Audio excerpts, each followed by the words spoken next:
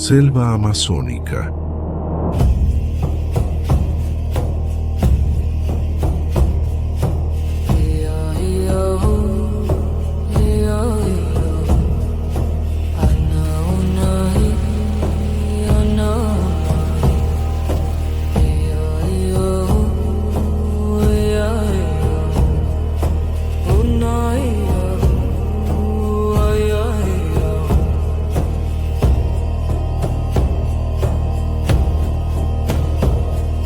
El aire pesa. No es una metáfora. Aquí, respirar es como beber agua. La humedad supera el 90% durante todo el año, y cada inhalación llena los pulmones de un vapor tan denso que se puede sentir en la garganta. 5,5 millones de kilómetros cuadrados de selva húmeda. El bosque tropical más grande del planeta. Un océano verde que respira por la Tierra entera, produciendo el 20% del oxígeno mundial. Pero la Amazonía no es un pulmón pasivo. Es una máquina viva, violenta y generosa al mismo tiempo, que devora y crea sin descanso.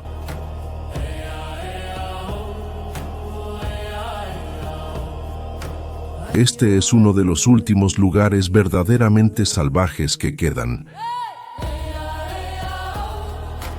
Y en su interior, ocultas bajo el manto verde impenetrable, sobreviven culturas que han habitado estos territorios durante más de 10.000 años. Pueblos que aprendieron a leer el lenguaje secreto de la selva cuando el resto del mundo apenas comenzaba a domesticar el fuego. Prepara tu repelente, ajusta tu equipo de supervivencia y ven conmigo a uno de los últimos lugares donde el ser humano no tiene el control. Bienvenidos a la Amazonía, el lugar donde la naturaleza aún dicta todas las reglas.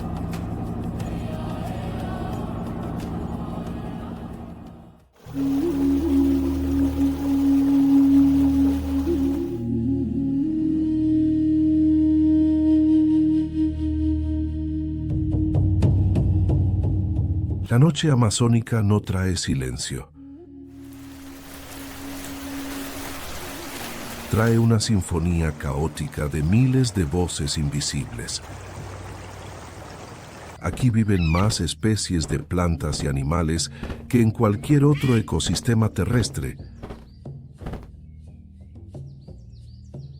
Se estima que 400.000 especies de plantas, 1.300 especies de aves, más de 3.000 tipos de peces en sus ríos, y muchas, quizás la mayoría, aún no han sido descubiertas. El jaguar camina en completo silencio sobre un suelo alfombrado de hojas podridas. Pesa hasta 150 kilos, pero sus pasos no producen el menor sonido. En la Amazonía, ser ruidoso es ser presa. La selva enseñó a sus habitantes el arte de la invisibilidad. Cuando amanece, la temperatura ya ronda los 26 grados centígrados, pero la sensación térmica supera fácilmente los 35 debido a la humedad absoluta. No hay estaciones como el mundo las conoce. Aquí solo existen dos tiempos: la época de lluvias torrenciales y la época de lluvias menos torrenciales. Pueden caer hasta 3.000 milímetros de precipitación al año, casi 10 veces más que en una ciudad europea promedio. La luz casi nunca llega al suelo. El dosel forestal, esa catedral verde que se extiende a 40 metros de altura, atrapa el 99% de la luz solar. Abajo, en el piso de la selva, existe un crepúsculo permanente. Un mundo de sombras donde todo crece buscando desesperadamente un rayo de sol. Y en ese crepúsculo verde, entre raíces gigantes y arroyos que serpentean sin nombre en ningún mapa, viven los últimos guardianes de un conocimiento que el mundo moderno apenas comienza a comprender.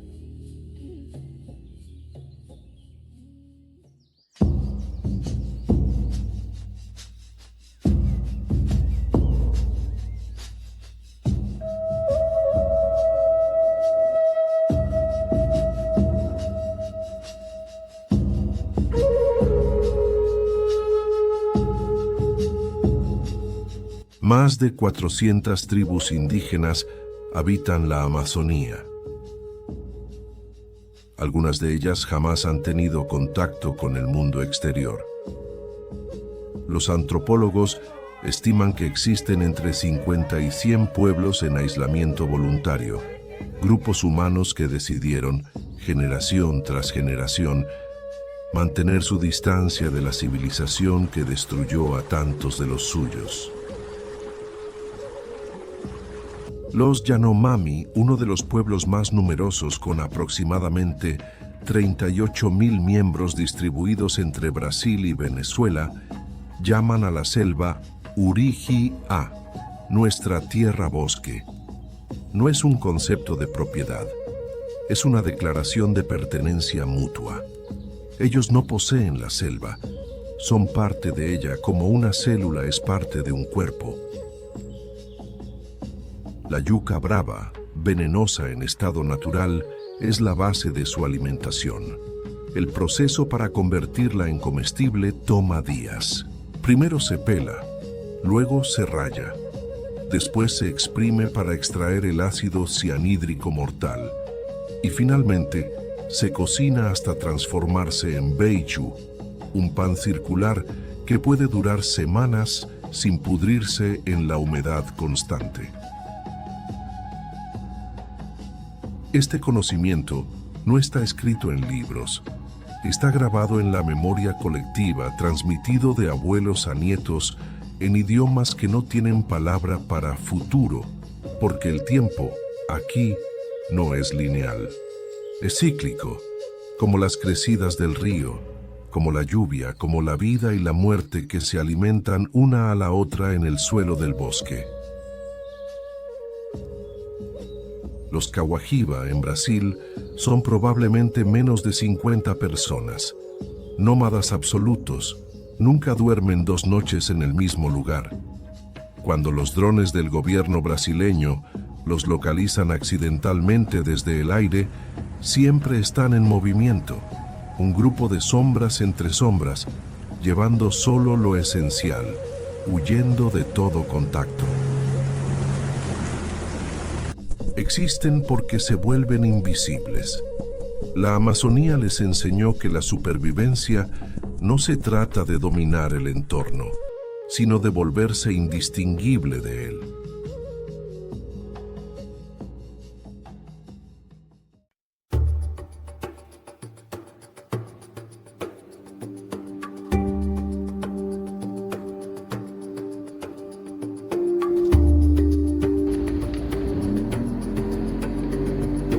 El río Amazonas no es un río, es un sistema circulatorio planetario. 7.000 kilómetros desde su nacimiento en los Andes peruanos hasta su desembocadura en el Atlántico, donde vierte 200.000 metros cúbicos de agua dulce por segundo en el océano. Tanto volumen que el agua sigue siendo dulce hasta 200 kilómetros mar adentro. Pero el Amazonas es solo la arteria principal. Más de 1.100 afluentes lo alimentan, cada uno con su propio carácter, su propio color, su propia temperatura. Cuando el río Negro, de aguas oscuras como té por los taninos vegetales, se encuentra con el Solimoes, de aguas marrones cargadas de sedimentos andinos, los dos fluyen lado a lado durante kilómetros sin mezclarse. Un río doble, una frontera líquida que se mueve. En estas aguas vive el boto, el delfín rosado de río. Los pueblos ribereños cuentan que son espíritus transformados, que por las noches toman forma humana y caminan por las aldeas. La ciencia explica que su color viene de los vasos sanguíneos visibles bajo una piel translúcida, adaptación para aguas calientes.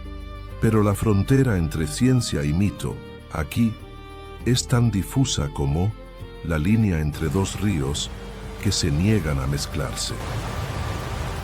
Durante la estación de lluvias, el nivel del agua sube hasta 15 metros. Toda la geografía cambia. El bosque se inunda y lo que era tierra firme se convierte en un laberinto acuático donde los peces nadan entre las copas de árboles sumergidos, alimentándose de frutas que caen directamente al agua. Los árboles aprendieron a dispersar sus semillas usando peces como mensajeros. Las comunidades ribereñas construyen sus casas sobre pilotes de madera que pueden alcanzar 10 metros de altura. No luchan contra la inundación, la aceptan. Suben y bajan con el río, como todo lo demás. Resistir aquí no es oponerse, es fluir.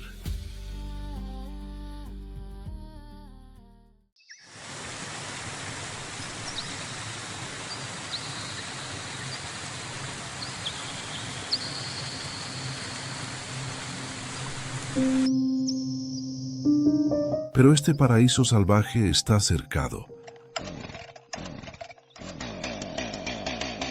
Cada minuto desaparece un área de selva amazónica equivalente a 3 campos de fútbol. La deforestación ha devorado ya casi el 20% de la cobertura original. Y ese porcentaje representa un punto de no retorno que los científicos calcularon hace décadas. Cuando la destrucción supere el 25%, la Amazonía entera podría colapsar en una cascada irreversible, transformándose de selva tropical a sabana seca.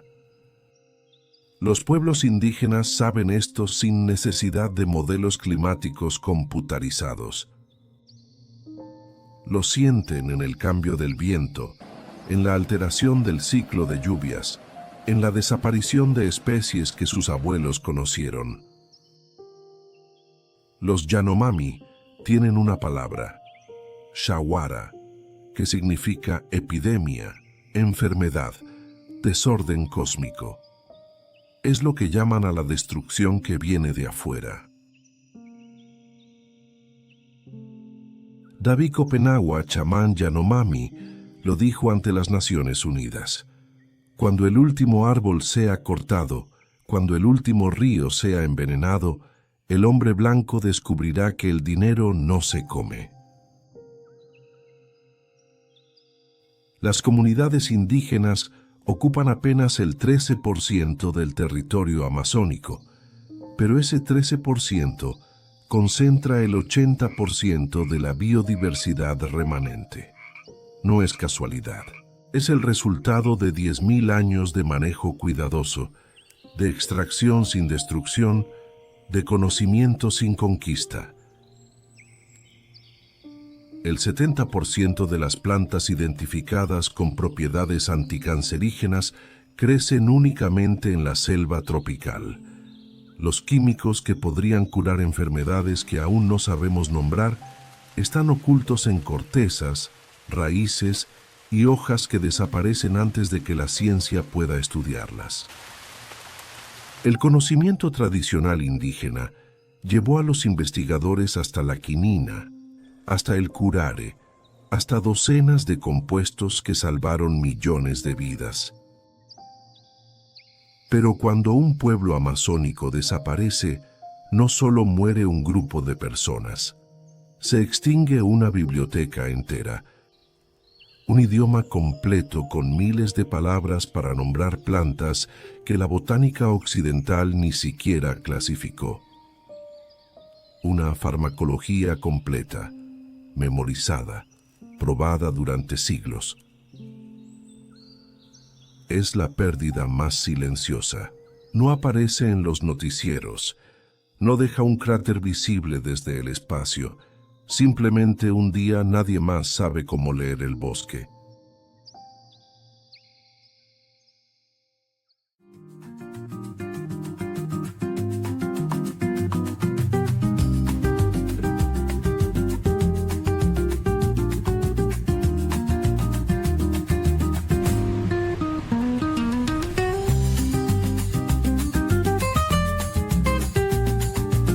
En una comunidad Cocama, a orillas de un afluente sin nombre oficial, los niños aprenden a nadar antes que a caminar. El río no es un peligro a evitar, es la autopista, el mercado, la farmacia, el patio de recreo. A los 5 años, un niño Cocama puede identificar 30 especies de peces solo por el movimiento del agua. A los 10, puede navegar de noche usando las estrellas filtradas entre las copas de los árboles. No hay escuelas en el sentido convencional. La educación sucede en cada momento. Acompañar al padre a pescar es una clase de biología, meteorología y paciencia. Ayudar a la madre a recolectar frutos es botánica aplicada, geografía memorizada, calendario natural. Escuchar las historias del abuelo junto al fuego es historia, filosofía, ética y literatura. Todo condensado en un mismo acto. Los ticuna, la etnia más numerosa de la Amazonía brasileña, con más de 53.000 miembros, mantienen viva una práctica que desconcertó a los antropólogos durante décadas. La tierra preta, tierra negra extremadamente fértil que concentra altos niveles de carbono y nutrientes. Durante siglos los científicos creyeron que era un fenómeno natural, hasta que descubrieron que era artificial, creada intencionalmente por generaciones de habitantes amazónicos que añadían carbón vegetal, huesos, desechos orgánicos al suelo pobre de la selva, transformándolo en la tierra más rica del planeta. No destruían la selva para cultivar, la mejoraban mientras cultivaban. Tomaban y devolvían en un ciclo que enriquecía en lugar de agotar. Era agricultura, pero también era alquimia, y funcionó durante miles de años. Esta es la lección que la Amazonía lleva gritando durante décadas, pero que el mundo moderno no quiere escuchar.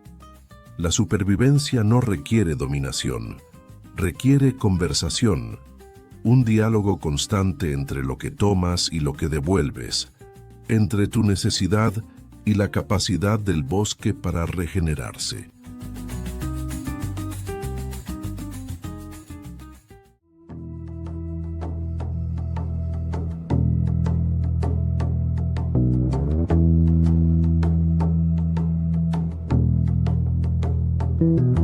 Hay lugares en la Tierra que funcionan como espejos.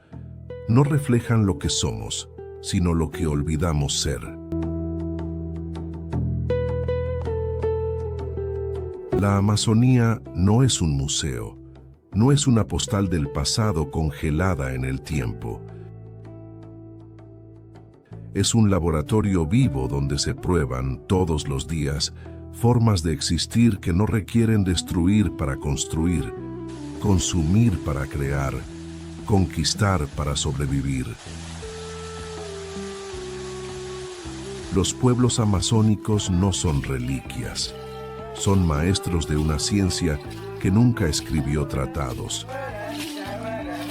La ciencia de pertenecer, de entender que no eres un visitante en la naturaleza, sino una célula más en su organismo infinito. Cuando el último territorio salvaje desaparezca, cuando la última cultura ancestral se extinga, no solo perderemos bosques o idiomas, perderemos la memoria de que otra forma de vivir es posible. La certeza de que durante 10.000 años seres humanos caminaron esta tierra sin destruirla. Y tal vez en ese momento, cuando estemos completamente solos en un planeta domesticado, finalmente entenderemos lo que los chamanes Yanomami siempre supieron. No somos los dueños del bosque. Somos el bosque que olvidó su nombre.